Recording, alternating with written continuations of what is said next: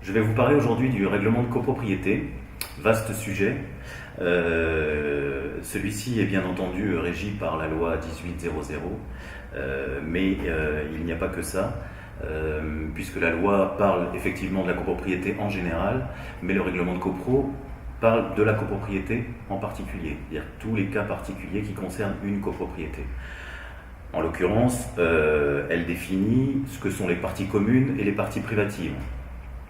Les parties communes, on imagine assez bien, ce sont les halls, les ascenseurs, les escaliers, mais on ne pense pas toujours que dans les parties communes, il y a aussi les murs porteurs de l'immeuble, les façades, les balcons, tout ça ce sont des parties communes et pas forcément des parties privatives. Ça veut dire qu'à l'intérieur d'un appartement, effectivement ce sont des parties privatives, mais il y a aussi des parties communes, comme tous les murs porteurs, qu'on ne peut donc pas toucher sans un accord, sans une autorisation du syndic. Assez étonnamment aussi, même si c'est pas un mur porteur, un mur à l'intérieur d'un appartement peut être une partie commune à partir du moment où il sépare deux appartements. C'est-à-dire qu'entre deux appartements, il peut y avoir un mur qui n'est pas forcément porteur, mais qui devient partie commune à partir du moment où il sépare deux appartements. Ça, ce sont des petites particularités qui seront définies dans le règlement de copropriété.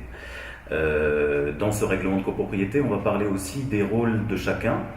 Le syndic, son rôle est déterminé dans la loi, donc il n'y a pas de changement à y apporter ou de particularité à préciser dans le règlement de copro. En revanche, pour certaines copropriétés, on peut très bien mettre en place un organe de contrôle ou un groupe de travail qui va œuvrer pour la copropriété, représenter les copropriétaires et dialoguer avec le syndic pour faire avancer des travaux, pour diligenter des travaux dans la copropriété. En parlant de travaux, je disais tout à l'heure qu'il fallait systématiquement une autorisation, quels que soient les travaux qu'on entreprend, hormis les travaux de décoration. Si on fait de la peinture dans un appartement, on ne va pas demander l'autorisation au syndic. En revanche, si on commence à toucher au revêtement de sol, ou à un mur, ou à la tuyauterie, là il faudra systématiquement demander une autorisation au syndic. Ça c'est toujours précisé dans le règlement de copropriété. En restant dans le chapitre des travaux, on a tous les travaux extérieurs.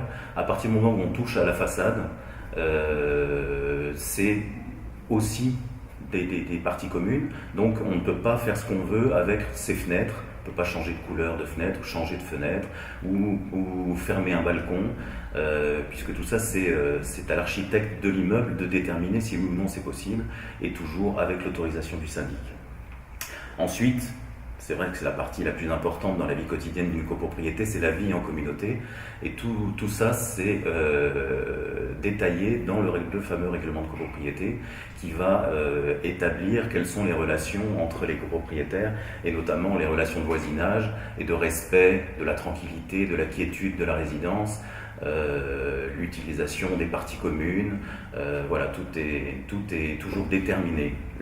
Toutes les copropriétés n'ont pas de règlement de copropriété encore. C'est pourquoi l'administration a publié le 1er janvier 2018 un modèle de règlement de copropriété qui doit être appliqué en fait à minima dans toutes les copropriétés qui ne disposent pas encore de règlement de copro ou alors qui ont des règlements de copropriété très anciens qui font référence aux anciennes lois. Donc auquel cas, il faudra systématiquement faire évoluer le règlement de copropriété pour le passer en conformité avec les nouvelles lois qui sont sorties récemment.